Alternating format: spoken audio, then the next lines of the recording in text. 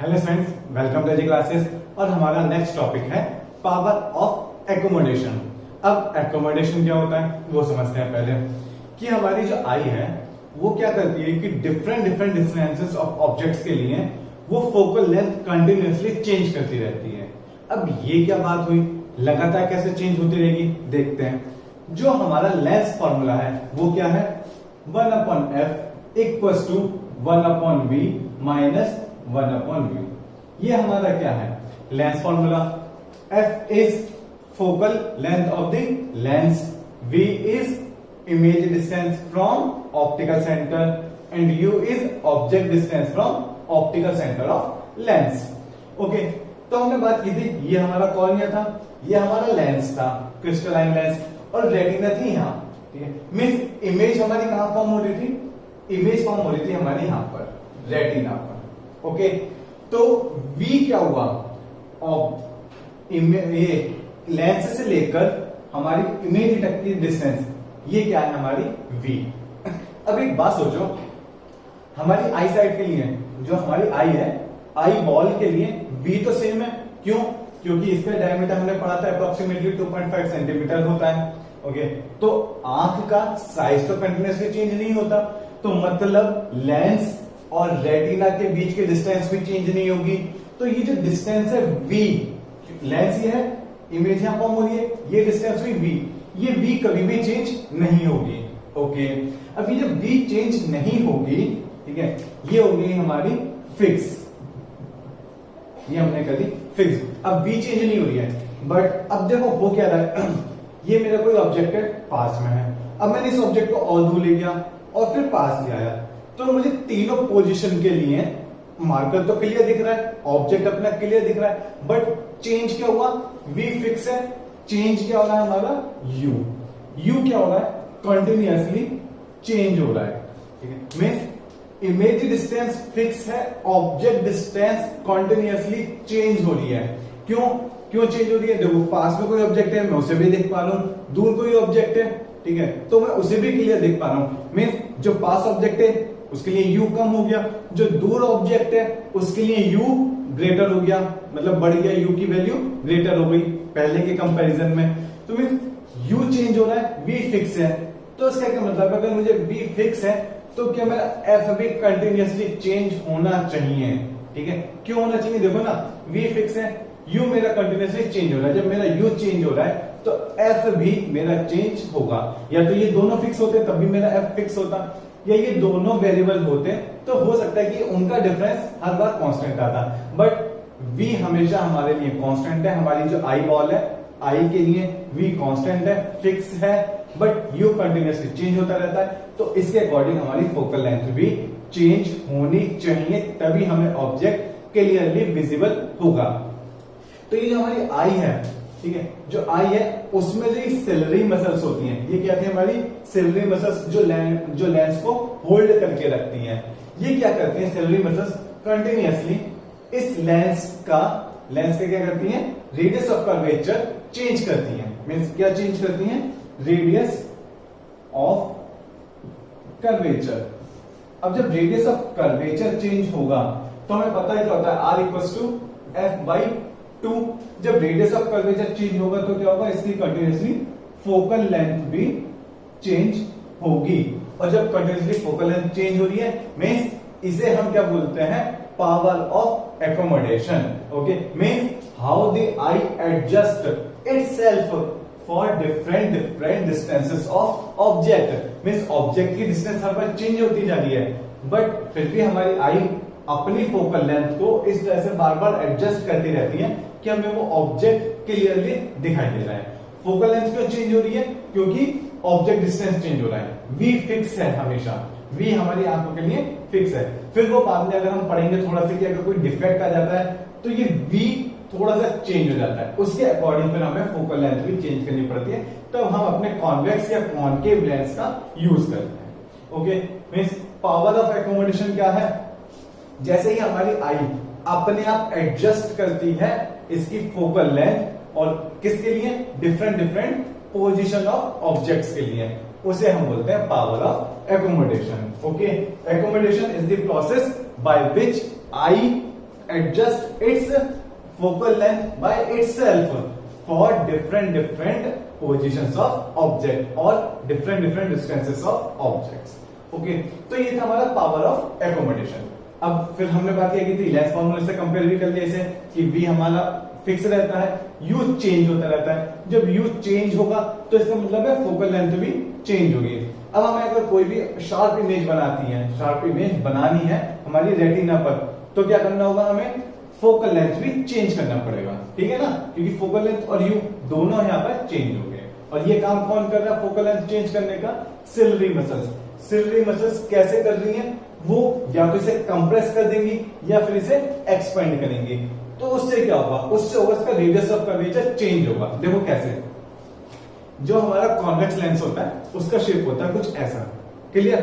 अब अगर मुझे थोड़ा सा दूर का डिस्टेंस की मतलब ऑब्जेक्ट देखनी है तो क्या होगा? सिलियरी मसल्स रिलैक्स फॉर्म में आ जाएंगी. मींस जो मेरा लेंस, जिस मेरे लेंस की इनिशियल पोजीशन ऐसे थी, तो वो क्या होगा?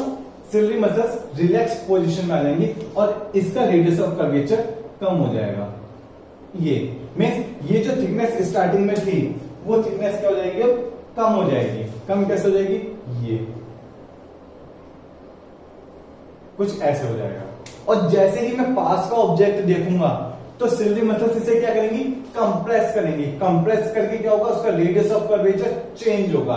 रेडियस ऑफ कर्वेचर कम होता जाएगा. रेडियस ऑफ कर्वेचर कम होगा तो उसकी फोकल लेंथ भी कम होती जाएगी. ओके, अभी हम इसे दोबारा अच्छे से समझ रहे हैं ये कैसे कंप्रेस और एक्सपेंड करती है. ओके, तो फिलहाल अभी तो हमें बस इतना समझना है कि पावर ऑफ एकोमोडेशन क्या होती है. पावर ऑफ एकोमोडेशन है डिफरेंट ऑब्जेक्ट डिस्टेंसेस के लिए हमारी आई अपने आप फोकल लेंथ को एडजस्ट करती रहती है ताकि हम डिफरेंट ऑब्जेक्ट डिस्टेंसेस के लिए एक शार्प इमेज फॉर्म कर सकें अपनी रेटिना पर. इसे कहते हैं पावर ऑफ एकोमोडेशन. ओके, ये फॉर्मूला हम हटा देते हैं.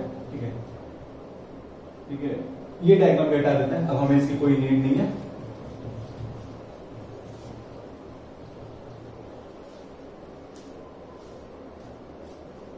अब देखते हैं. देखो होता क्या है, जब ऑब्जेक्ट बहुत दूर होता है, जब ऑब्जेक्ट बहुत दूर होता है तो हमारी जो सिलियरी मसल्स होती हैं वो क्या होती है? एक रिलैक्स्ड पोजीशन में होती हैं. ठीक है, मतलब जब व्हेन ऑब्जेक्ट एट इंफिनिटी, जब इंफिनिटी पर होता है तो जो हमारी सिलियरी मसल्स होती हैं, ठीक है, कौन? सिलियरी मसल्स होती हैं, ये मोस्ट रिलैक्स्ड पोजीशन में होती है. मोस्ट रिलैक्स्ड पोजीशन पे होती है. मींस ये जो हमारा लेंस होता है, लेंस का रेडियस ऑफ कर्वेचर, इस केस में जो लेंस होता है हमारा, कौन सा लेंस? आई साइड वाला. ठीक है, क्रिस्टलाइन लेंस है, वो उसकी जो रेडियस ऑफ कर्वेचर होती है वो क्या होती है? ज्यादा होती है. ओके, अगर ज्यादा होगी तो उसकी फोकल लेंथ भी ज्यादा होगी. अभी ज्यादा कम का क्या चक्कर है? देखो, अगर मैं कोई लेंस बनाता हूं ऐसे, ठीक है, थोड़ा सही नहीं बना, दोबारा बना लेते हैं. ठीक है, ये ठीक है, और एक लेंस बनाता हूं मैं ऐसे. ठीक है, ये थिक है, ये हमारा थिन है. मींस इसके जो मिड पोर्शन है वो थोड़ा थिक है, मोटा है, और इसका जो मिड पोर्शन है वो थोड़ा थिन है, पतला है. इस केस में क्या होगा? इसकी जो रेडियस ऑफ कर्वेचर है वो कम है और इसकी रेडियस ऑफ कर्वेचर ज्यादा है. क्लियर? ये लेंस कब फॉर्म होगा? इस ये वाली शेप जब ऑब्जेक्ट इंफिनिटी पर होगा. देखो इस केस में जब ऑब्जेक्ट हमारा इंफिनिटी पर होगा, मींस रेज हमारी पैरेलल आ रही होंगी. हमें पता है जब ऑब्जेक्ट हमारा इंफिनिटी पर होता है, बहुत दूर होता है, तब हमारा जो रेज होती है वो पैरेलल आ रही होती हैं. जब पैरेलल आएंगी इसमें एंटर करेंगी, यहां से बेंड होगी और यहां हमारा इमेज फॉर्म होगी. इस जगह रेटिना पर इमेज फॉर्म हो जाएगी. ओके, तो इस वक्त जो सिलियरी मसल्स होंगी वो एक रिलैक्स्ड पोजीशन पर होंगी. रिलैक्स पोजीशन पर होंगी तो ये लेंस जो होगा, ये लेंस लंबा होगा और क्या होगा? थोड़ा थिन होगा. और जब ये लंबा थिन होगा तो इस केस में इसकी रेडियस ऑफ कर्वेचर मैक्सिमम होगी और फोकल लेंथ भी मैक्सिमम होगी। ठीक है, ये कौन सा केस है? इंफिनिटी का केस है, इंफिनिटी। ओके, फिर क्या नेक्स्ट केस क्या हो सकता है? जब ऑब्जेक्ट हमारा पास में हो। ठीक है, जब ऑब्जेक्ट हमारा पास में हो, जब ऑब्जेक्ट पास में होगा तब क्या होगा? इस तरह से देख जाएंगी। फिर ये कॉर्निया, एक्वस ह्यूमर और लेंस मिलकर क्या करेंगे? तीनों इसको बैंड करेंगे और यहां कहीं हमारी इमेज फॉर्म होगी इस जगह। ओके, तो जब ऑब्जेक्ट पास में होगा मीन्स व्हेन ऑब्जेक्ट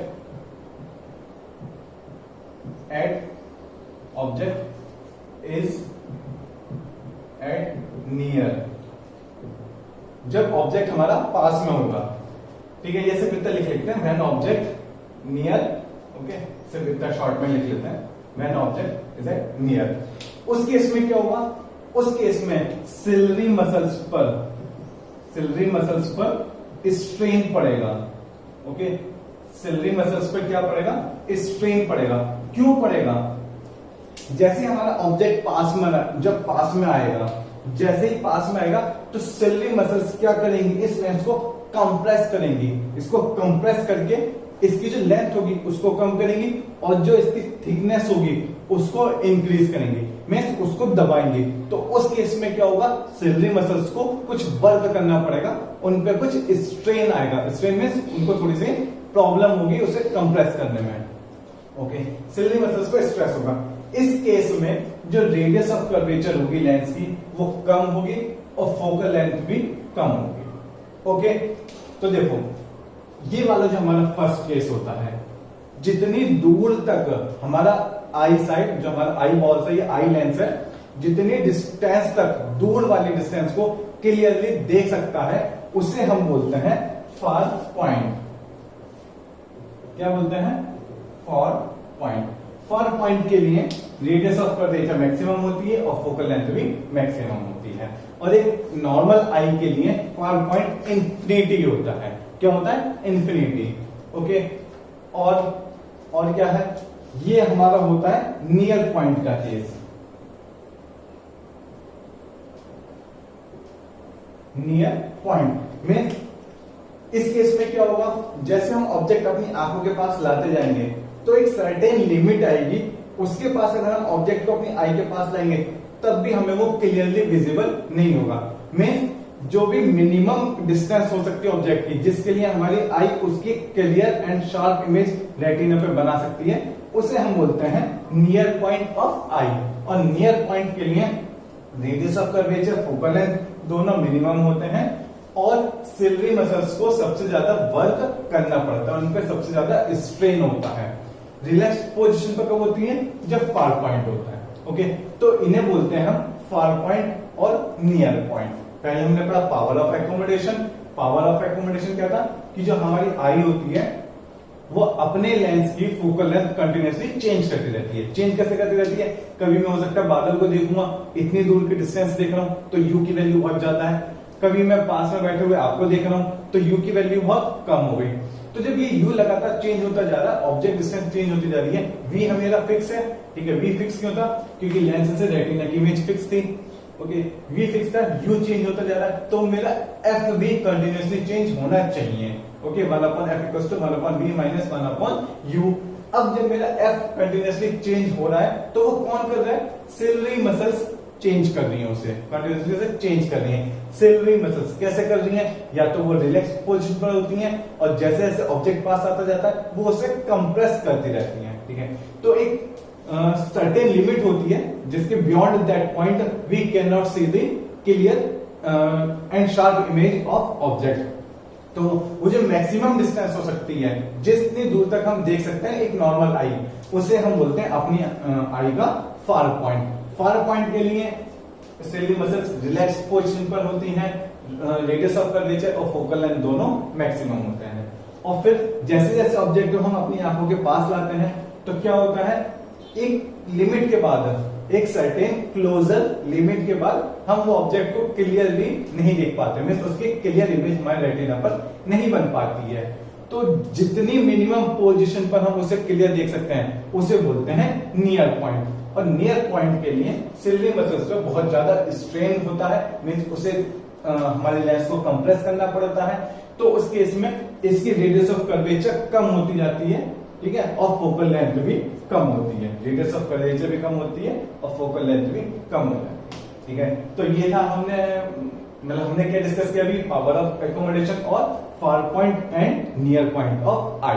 ओके, इसके नेक्स्ट वीडियो में हम डिफेक्ट्स ऑफ आई को डिस्कस करेंगे। Okay, thank you.